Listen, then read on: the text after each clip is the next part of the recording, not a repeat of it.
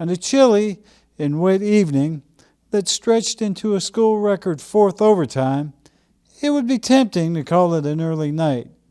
But those hardy Husky faithful who stuck around through it all were rewarded. Running back. Martinelli, quick throw. It's knocked away!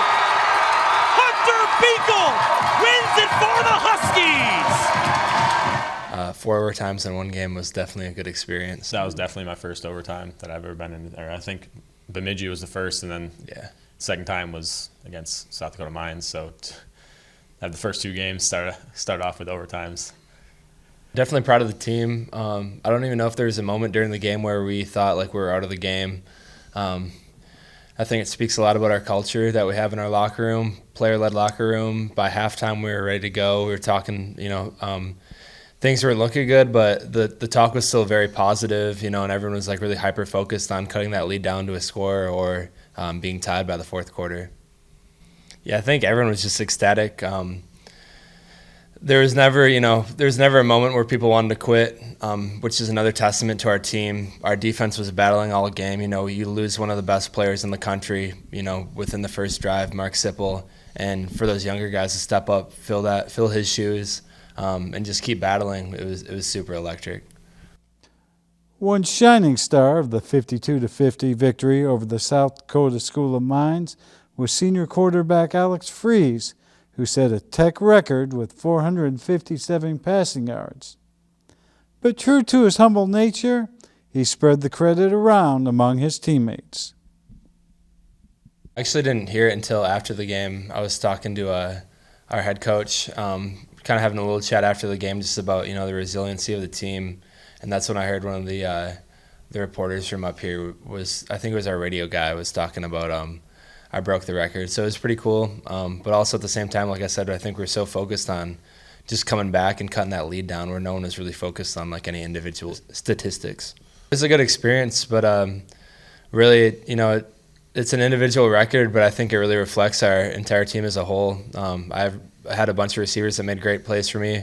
My O-line worked their butt off so I could have time to throw the ball, and then certainly our defense came up with a ton of stops that helped out our offense as well. And to build such a high-powered passing attack, it takes a special relationship between quarterback and receivers. It certainly makes my job a lot easier. I'm just really confident in them. We trust each other. We've been together for so long where I think we've built some really great bonds too. So it transcends just being teammates on the football field. We're all really good friends outside of football, which I think makes our chemistry even tighter. And one special chemistry has been built since high school with receiver Ethan Champney, who, with 227 receiving yards, came within 20 yards of setting a Tech record himself.